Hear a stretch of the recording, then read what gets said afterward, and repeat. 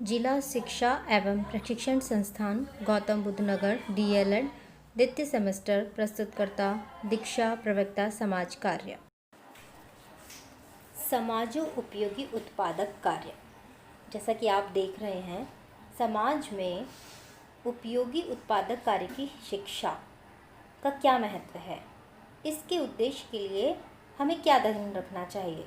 शिक्षा के माध्यम से बालकों में इस प्रवाह की योग्यता का प्रादुर्भाव समाजोपयोगी उत्पादक कार्य के माध्यम से हो सके। शिक्षा प्राप्त करने के बाद वह समाज एवं राष्ट्र का एक उपयोगी नागरिक कहलाया जा सके। समाज सेवक, शिक्षाविद, विद्वान एवं राष्ट्र निर्माता शिक्षकों आदि ने गहन अध्ययन एवं मंथन के बाद यह निष्कर्ष निकाला कि पाठ्यक्रम का क्षेत्र समाजोपयोगी उत्पादक कार्य पर आधारित होना चाहिए।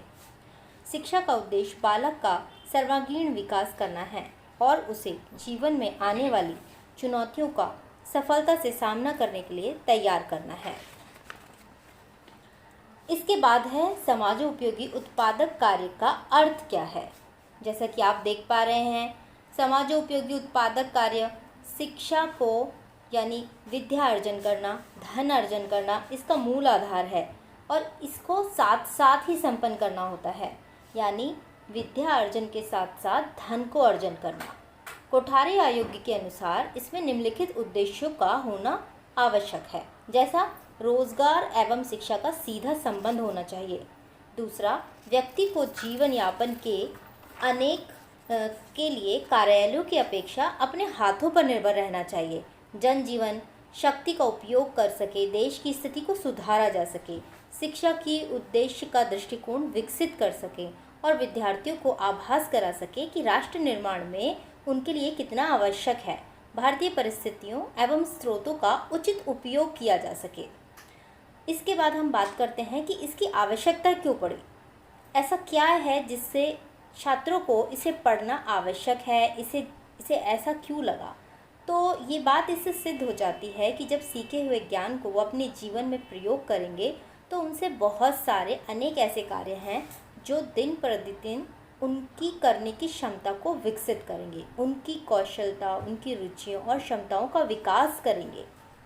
हमारे राष्ट्र में समाजोपयोगी उत्पादक कार्य के पाठ्यक्रम को अपनाया गया है और इसमें हम अगर देखें तो सभी छात्र और छात्राओं को आपस में मिलजुल कर कार्य करने का अवसर मिलता है। इससे छात्र छात्राओं में श्रम के प्रति निष्ठा, सहकारी एवं सामाजिक दृष्टि का विकास होता है और आत्मनिर्भरता आदि मूल्यों का भी विकास होता है। ये पाठ्यक्रम उन्हें समुदाय की समस्याओं से परिचित कराता है और उनका हल खोजने के लिए प्रोत्साहित करता है। इस प्रकार छात्रों को समाज का उपयोगी सदस्य बनने में सहायता करते हैं।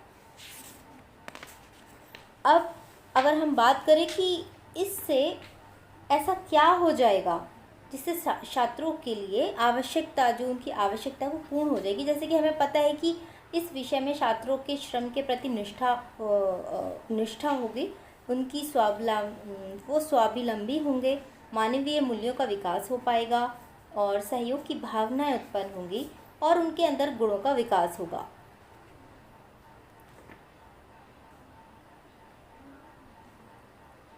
अब हम इसके कार्य का महत्व बताते हैं।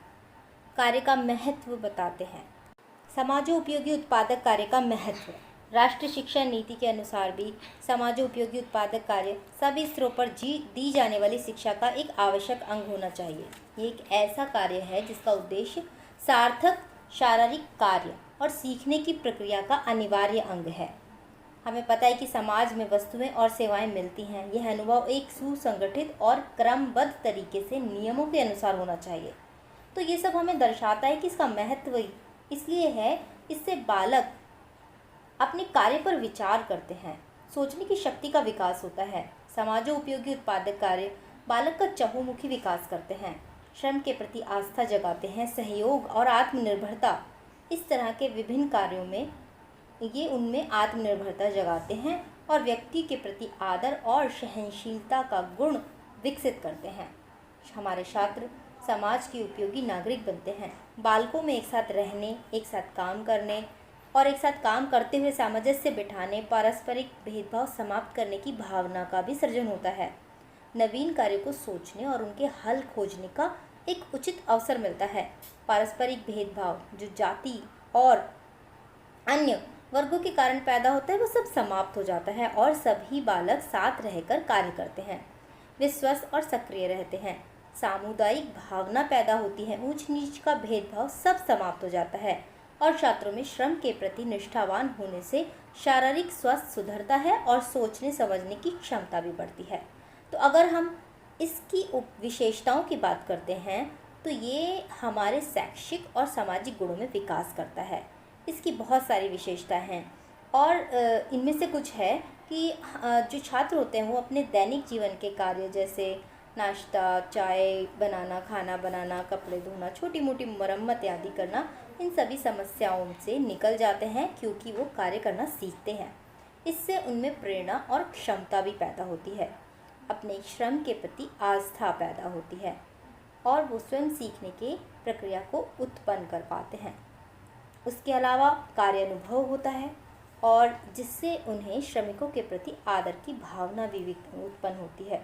समाजोपयोगी उत्पादक कार्य को पाठ्यक्रम में स्थान देने से व्यावसायिक जगत के कार्य जैसे बहुत सारे छोटे मोटे जिनको हम जीवन में यूज़ करते हैं यानी प्रयोग करते हैं, जैसे अचार, मुरब्बे बनाना, दंत मंजन बनाना, साबुन बनाना इत्यादि छात्र स्वयं ही तैयार कर लेते हैं। और भी अन्य कार्य जैसे लैंप, चूल्हा, थर्मामीटर और जल मीटर आदि को ठीक करना या फिर उन्हें उपयोग में लाने की आदि व्यवस्थाएं करना। तो आपने देखा कि बहुत सारे ऐसे उपयोगी कार्य हैं, घर, परिवार या विद्यालय आदि से संबंधित, श्रमदान से संबंधित, प्रदर्शनी के कार्य, प्राथमिक उपचार, शिविर लगाना, शैक्षिक भ्रमण आदि जो इस व्यवस्था को सुचारू रूप से बनाने में इस विषय की विशेषताओं में सम्मिलित है। इसके बहुत सारे उद्देश्य हैं जैसा कि हम अभी बात कर चुके हैं और समाजोपयोगी उत्पादक कार्य का अन्य विषयों से भी बहुत तो हम बात कर रहे थे समाजोपयोगी उत्पादक कार्य अनुभव का अन्य विषयों से क्या संबंध है। कार्यानुभव एवं समाजोपयोगी उत्पादक कार्य विषय का अन्य विषयों से संबंध निम्नलिखित प्रकार है। जैसा कि मैं आपको पहले भी बता चुकी हूँ कि घर में जो भी बहुत सारे वर्ग काम कार्य होते हैं उसका हमारे परिवेश की स्वच्छता आदि पर भी प्रभाव पड़ता है और उससे हम गृह विज्ञान से भी अप्रत्यक्ष रूप से जुड़े रहते हैं। समाजोपयोगी उत्पादक कार्य के अंतर्गत घरेलू उपकरणों का रखरखाव, मरम्मत आदि सिखाई जाती है जिससे विज्ञान विषय की अप्रत्यक्ष जानकारी प्राप्त होती है। कार्यानुभव विषय के अंतर्गत पर्यावरण, स्वास्थ्य, भोजन के तत्व आदि की जानकारी दी जाती है। इससे स्वास्थ्य एवं स्वास्थ्य शिक्षा की अप्रत्यक्ष जानकारी मिलती है। समाजोपयोगी उत्पादक कार्य के अंतर्गत मिट्टी, कृषि, खाद, सिंचाई, बागवानी आदि कार्य। तो अब बात करते हैं विद्यालयों में इसकी क्या भूमिका हो सकती है। बहुत ही आवश्यक भूमिका है क्योंकि छात्रों के लिए चयन किए गए कार्य में शारीरिक और मानसिक श्रम निहित होता है और कार्यों का चयन करते समय छात्रों की मानसिक स्तर व बौद्ध ग्रह क्षमता का अवश्य ही ध्यान रखना चाहिए। और इस कार्य में सत्रीय कार्य के आयोजन में औपचारिक व अनौपचारिक दोनों स्थितियाँ आती हैं। इसमें अवसर के अनुसार स्थितियों का आयोजन कक्षागत शिविरों में कराया जाता है। छात्रों को कार्य जगत से परिचित कराया जाता है और कार्यों की प्रक्रिया में वैज्ञानिक सिद्धांतों को भी भली भांति समझाया जाता है। छात्रों के समक्ष निश्चित ज्ञान का क्रियात्मक स्वरूप स्पष्ट किया जाता है और शिक्षा का सुदृढ़ आधार प्रदान किया जाता है। छात्रों की शारीरिक एवं बौद्धिक क्रियाओं में समन्वय स्थापित हो जाता है और वो सभी निर्देशों व सुझावों को भी ध्यान में रखते हुए कार्य करते हैं। विविध प्रकार से समाजोपयोगी उत्पादक कार्यों का इतिहास, अर्थ और उपयोगिता की अगर हम बात करें तो बहुत ही स्पष्ट है कि जब से मानव ने जन्म लिया है तभी से कृषि, फलोत्पादन आदि उत्पन्न हो गया है और विश्व के प्रत्येक देश में फल, सब्जियां, फसलें आदि उत्पन्न होती रहती हैं। तो ये तो पृथ्वी के प्रारंभ में ही शुरू हो गया था। तो इन्हीं सब को लेकर यदि हम इसकी उपयोगिता पर बात करें तो कृषि एवं उद्यान शिक्षण हमारे लिए बहुत महत्वपूर्ण है। भारतीय सभ्यता संस्कृति संपूर्ण इतिहास में ये सबसे प्राचीन है और सर्वप्रथम कृषि और उद्यानों का विकास भारतवर्ष में ही हुआ था क्योंकि हमारी भारतीय आर्थिक विकास कृषि पर ही निर्भर है। इसके अलावा काष्ठ शिल्प, इसका इतिहास भी बहुत प्राचीन है और जीवन के प्रत्येक क्षेत्र में लकड़ी का प्रयोग होता है। तो प्राचीन काल से मानव को लकड़ी के बारे में ज्ञान होने पर लकड़ी के हथियारों को बनाना उसने प्रारंभ कर दिया था। तो यह भी काफ़ी प्राचीन समय से इसमें प्रयोग किया जाता है। उसके बाद ग्रंथ शिल्प की बात करें तो यह भी हमारे इतिहास से संबंधित है और प्राचीन काल से ग्रंथों का निर्माण होता आया है। विद्यार्थी जीवन में हम सभी का संबंध पुस्तकों से ही रहता है और आधुनिक युग में ग्रंथ शिल्प को पुस्तक शिल्प यानी कला के नाम से जाना जाता है। इसके अलावा कताई बुनाई, जो कि हमारे प्राचीन सभ्यता के समय में कताई बुनाई का प्रारंभ हुआ था, उस समय से मानव सभ्यता का भी विकास हुआ था और तभी से वस्त्रों का निर्माण चरखा बुनकर वस्त्रों का निर्माण किया जाता है। आधुनिक युग विज्ञान का युग है, इसलिए अब वस्त्रों का निर्माण चरखा नहीं मशीनों से किया जाता है, लेकिन ये हमारे इतिहास से ही जुड़ा हुआ है। इसके अलावा चर्म शिल्प, जो प्राचीन काल में मानव पशुओं का शिकार करके उनके मांस भोजन में उनकी खाल को शरीर ढकने का प्रयोग करता था। तो सभ्यता के विकास में शिल्प का। तो इसके बाद हम धातु शिल्प की बात करते हैं, जो बहुत ही आपको पता है कि इसकी उपयोगिता काफ़ी स्पष्ट रूप से की जा सकती है। मिट्टी का कार्य या गृह शिल्प, इन सभी की उपयोगिता की बात करें तो ये हमारे प्राचीन काल से जुड़े हुए हैं, हमारे इतिहास से जुड़े हुए हैं। और भोजन आदि का निर्माण, गृह शिल्प विकास मानव सभ्यता के विकास के साथ ही माना जाता है। खाना बनाना, कताई बुनाई, सजावट, सामाजिक व्यवहार, ये सभी विविधताएं हैं जो प्रत्येक महिला को गृह शिल्प का ज्ञान आदि में प्रयोग की जाती हैं और इसके माध्यम से कला आदि के माध्यम से परिवार और समुदाय में प्रसन्नता रहती है। तो ये आपने देखा कि किस प्रकार हमारे इतिहास से जुड़ा है। अब यदि हम बात करें कि समाजोपयोगी उत्पादक कार्य की शिक्षण विधियाँ किस प्रकार हो सकती हैं। निरीक्षण विधि, पर्यटन विधि, प्रयोग प्रदर्शन विधि, प्रश्नोत्तर विधि। निरीक्षण यानी ऑब्जर्वेशन मेथड के द्वारा हम इसमें यह देखेंगे कि देखकर कैसे सीखेंगे, ये एक नामक सिद्धांत पर आधारित है और इसमें छोटी कक्षाओं में इन विधियों का प्रयोग किया जाता है। इस विधि के द्वारा हमें निरीक्षण से लाभ प्राप्त होता है। पर्यटन विधि यानी छात्र छात्राओं को शिक्षा का जो महत्वपूर्ण साधन है उसके द्वारा ग्रुप बनाकर या टोलियों में एक वैज्ञानिक अभिरुचियाँ संतुष्टि करने के लिए ये विकसित किया जाता है। इसमें हम विज्ञान संबंधी, कृषि संबंधी आदि अध्ययन के लिए उनकी ग्रुप्स बनाते हैं और एक पर्यटन विधि का प्रयोग करते हैं।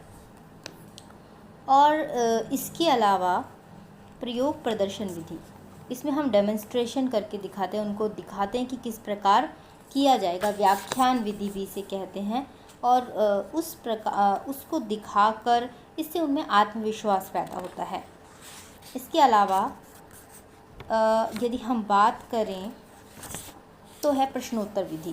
क्वेश्चन आंसर मेथड के थ्रू भी हम इसका जो है छात्रों के माध्यम से इसको प्रभावशाली बना सकते हैं, इसकी विषय वस्तु के स्वरूप को निखार सकते हैं और अध्ययन में प्रश्न प्रभावशाली ज्ञान में एक निश्चित अंश का प्रयोग कर सकते हैं। इसमें एक समूह के द्वारा चिंतन करने से हम वाद विवाद आदि प्रतियोगिताओं को